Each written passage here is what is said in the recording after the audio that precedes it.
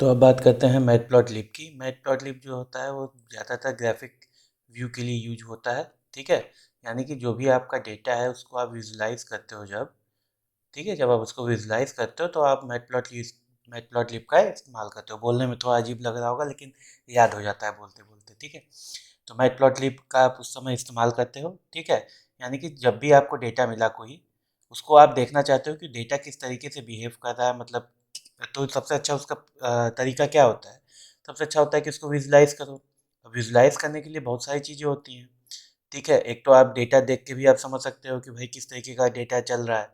दूसरा चीज़ होता है कि आप उसको ग्राफ में, जैसे कि बार ग्राफ हो गया, हिस्टोग्राम हो गया, पाई चार्ट हो गया, बॉक्स प्लॉट हो गया, तो इस सब चीज़ों में आप रिप्रेजेंट करके आप ये समझ सकते हो कि हाँ भाई हमारा डेटा जो है वो किस तरीके से जा रहा है। ठीक है, चलो, तो इसको बनाया था जॉन डी हंटर ने। ठीक है, ये रिलीज़ हुआ था 2003 में। ये पाइथन में लिखा गया है और ये यूज करता है नमपाई फॉर्मेट। ठीक है, नमपाई फॉर्मेट मतलब जो भी इसमें जो आप इनपुट लोगे, मतलब इनपुट जो भी आप इसको दोगे बनाने के लिए, वो इस किस फॉर्मेट में मिलेगा, नमपाई फॉर्मेट में। ठीक है, चलो, ये हम आगे देखेंगे अभी क्या सीन है। इस अब कुछ इसका यूज़ भी देख लेते हैं कि यूज़ किस लिए होता है। तो सबसे पहले भाई 2D और 3D दोनों में यूज होता है ये। ठीक है, दूसरा है कि इसके अंदर तुम पाईक्यूटी और टिक के साथ भी इसको इंटीग्रेट कर सकते हो। जैसे कि अब ये क्या है, तो ये दोनों देखो, ये जीयूआई बनाते हैं। पाईक्यूटी और टिक जो है जीयूआई बनाने में यूज़ होता है। ठीक है, अब जीयूआई में क्या हुआ, मान लो कि एक सॉफ्टवेयर है, इसमें तुम कुछ यहाँ पे कुछ कर रहे हो, यहाँ पे कुछ कर रहे हो। अब यहाँ पे तुम डेटा दिए, अब इसका तुम ग्राफिकल व्यू चाहते हो, तो यहाँ पे मान लो एक बटन है जिसको तुम प्रेस करोगे तो ये इसका मान लो कि बार ग्राफ बना देगा। ठीक है, तो बार ग्राफ यहाँ पे आ गया। ठीक है, ये बार ग्राफ आ गया मान लो। तो अब ये बार ग्राफ बना कैसे, ये बार ग्राफ बनाने के लिए भी इस डेटा को किसी न किसी लाइब्रेरी के साथ होके जाना पड़ा होगा। ठीक है, तो ये यहाँ पे कौन यूज होता है, यहाँ पे आता है तुम्हारा मैटप्लॉटलिब। ठीक है, यानी कि तुम इसको जीयूआई के साथ इंटीग्रेट कर सकते हो सॉफ्टवेयर में, ताकि जब अगर तुमको इस तरीके का विजुअलाइजेशन सॉफ्टवेयर बनाना हो तो वो आसानी से बन जाए।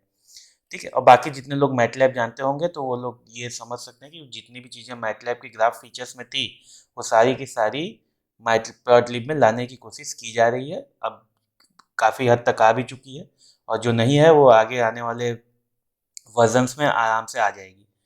ठीक है, तो अब चलो करते हैं, एक सिंपल प्लॉट खींचते हैं। सिंपल प्लॉट खींचने में देखो सबसे बड़ी बात ये होती है कि इंपोर्ट कराना होता है फाइल। ये तो हर जगह हम कराते रहे हैं। तो मैटप्लॉटलिब डॉट पाई प्लॉट। ठीक है, रुको यार, अलग लाइन चला गया है।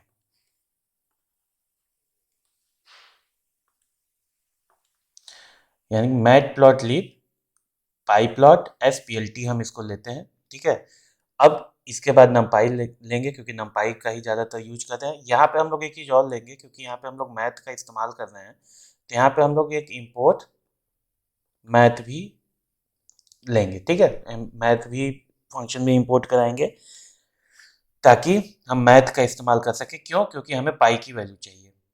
ठीक है, यानी कि पाई इंटू 2 करेंगे तो हमें पाई की वैल्यू चाहिए, इसलिए हम लोग मैथ का इस्तेमाल भी करेंगे।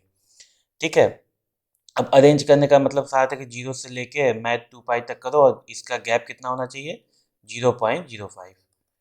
ठीक है, मतलब अगर इस तरीके से लो, पाई की वैल्यू कितनी होती है, 3.14 इंटू 2, तो ये क्या हुआ, 0 से लेके ये कितना हो गया तुम्हारा 6.28। ठीक है, इसके बीच में ये कितने का गैप ले, 0.05 का, मतलब ये सेक्शन है। यानी कि इसको अगर तुम 0.05 से डिवाइड कर दो तो उतने सेक्शन बनेंगे। ठीक है, अब उन सब जो x की वैल्यू होगी, जो भी 0 से डिवाइड करके जो भी वैल्यू आ रही है, 0.05, 0.10, इस तरीके से आगे बढ़ेगा। तो ये एक x की वैल्यू हो गई, ये x की वैल्यू हो गई। अब इसके इस x पे क्या इसका साइन का वैल्यू होगा, वो किस में सेव हो जाएगा, y में, फिर इसको हम लोग प्लॉट कर देंगे। ठीक है, तो चलो इसको प्लॉट करके पहले देखते हैं। तो यहाँ पे देखो, तो हमने क्या किया हुआ है, मैटप्लॉटलिब को पहले से ले रखा है। ये देखो मैटप्लॉटलिब हमने ले रखा है। ठीक है, चलो इसको सही से करते हैं। तो यहाँ पे हम लोग देखोगे कि ये मैटप्लॉटलिब हमने ले रखा है। मैटप्लॉटलिब हमने ले रखा है, उसके बाद हमने नमपाई को ले रखा है और फिर मैथ ले रखा है। ठीक है, उसके बाद हमने अरेंज कराया है, साइन लिया और प्लॉट कर दिया है। ठीक, चलो इसको करते हैं। सबसे पहले हम इसको क्या कराएंगे, रन कराएंगे। ठीक है, अब इसके बाद हमने क्या किया, यहाँ पे एक अरेंज करके हमने वैल्यू दी है एक्स को, और उसके बाद वाई को हमने क्या किया हुआ, साइन एक्स, उसी का जो भी एक्स आएगा उसको उसका साइन को क्या किया हमने, वाई में सेव कर दिया है। ठीक है, वाई में सेव हो गया। अब उसको हम लोग प्लॉट कर देते हैं। तो देखो ये प्लॉटिंग का आ गया सारा कुछ। ठीक है, अब ये होगा सर, ये तो इसी में आ गया। ठीक है, हमको तो अलग से चाहिए। अलग से मतलब कि एक अलग से इमेज खुले, उसको हम लोग मतलब इमेज व्यूअर खुले, उसमें ये दिखाए। तो वो हम लोग अभी आगे देखेंगे। ठीक है, कि उसको कैसे करते हैं, क्योंकि बाय डिफ़ॉल्ट इसमें क्या होता है ना, इनलाइन चलता है। ठीक है, और अलग से व्यूअर के लिए आपको मैटप्लॉटलिब करना पड़ता है। ठीक है, परसेंटेज मैटप्लॉटलिब ये लिखना होगा, तभी ये अदर व्यूअर में लेगा। ठीक, तो अगर हमको इसका लेवल देखना है तो भाई एक्स लेवल के लिए एक्स लेवल हो गया, वाई लेवल के लिए वाई लेवल हो गया, और टाइटल के लिए टाइटल हो गया। ठीक है, तो ये आप अगर ये क्या कहते हैं इसको कि आ, सामने वालों को पता चले कि भाई हाँ भाई लेवल कौन सा लाइन क्या है, ये अब इस तरीके के ग्राफ आ गया तो किसी को क्या पता चलेगा ये क्या चीज़ है। ठीक है, तो उसको बताने के लिए बस हम लेवल का इस्तेमाल करते हैं, और टाइटल ऊपर आता है। ठीक है, तो देखो अभी इसको हम जब रन कराएंगे तो देखो दिखा देगा। यानी कि साइन हो गया वाई लेवल, एंगल हो गया तुम्हारा एक्स लेवल, और ऊपर क्या आ गया, टाइटल साइन वेव। ठीक है, इस तरीके से अब इसको अगर हम लोग कंबाइन करें तो ये इस तरीके से आएगा। अब देखो मैंने मैटप्लॉटलिब यहाँ पे खोल दिया था, मैटप्लॉटलिब लिख दिया था, तो हमने क्या हुआ, अलग से व्यूअर में ये आ गया।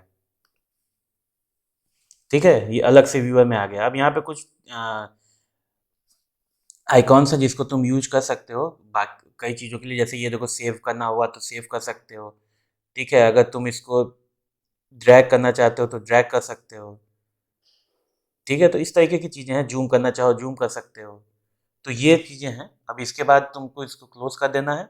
और अगर मान लो कि तुम किसी बड़े प्रोग्राम में लिख लो जिसमें तुमको खाली बस ला के उसको सेव कर देना है, जैसे कि अगर तुमको कोई जैसे कि ये समझो कि अगर मान लो कि तुमको कोई स्क्रिप्ट लिख रहे हो। ठीक है, कोई स्क्रिप्ट लिख रहे हो, मान लो स्क्रिप्ट लिख रहे हो। अब स्क्रिप्ट के बाद क्या कर रहे हो तुम, कि उसमें कोई एक पीएलटी डॉट शो किया तुमने, पीएलटी डॉट शो किया, तो ये क्या होता है कि ये ओपन तो हो जाता है लेकिन ये क्लोज नहीं होता है अपने आप। ठीक है, क्योंकि वहां पे तुम क्या करोगे, वहां पे तुम ओपन हुआ तो तुम जाके कट तो कर नहीं रहे हो उसको।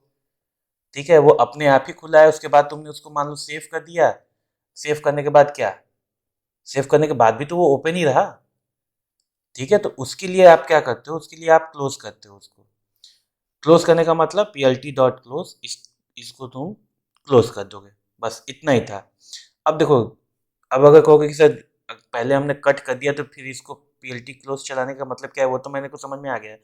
लेकिन यहाँ पे क्या क्लोज हो पाएगा, तो चलो देख लेते हैं। तो शिफ्ट एंटर की हमारे पास आ गया, लेकिन हमने क्या किया है, अब हम इसको कट ना करके हम यहाँ से जाएंगे। अभी देखो यहाँ पे आइकॉन दिखा रहा है ना कि फिगर वन अभी चल रहा है। अब जैसे ही हम P L T dot close करेंगे, देखो वो क्लोज हो गया। ठीक है, तो ये बेस्ट प्रैक्टिस है। ठीक है, ये बेस्ट प्रैक्टिस है कि आप P L T dot show किए तो आप उसको क्लोज भी करो। ठीक है, अब मान लो कि P L T dot show और P L T dot show और P L T dot close के बीच में आपको सेव करना था। मान लो एक एग्जाम्पल है, सेव करना था तो आप शो किए, उसको सेव किए, उसके बाद उसको क्लोज कर दिए। ठीक है, ताकि जब नेक्स्ट प्रोग्राम नेक्स्ट बार वो रन हो, ठीक है, आप चेंजेस करके तो वो उसको ओवरलैप ना करे। ठीक है।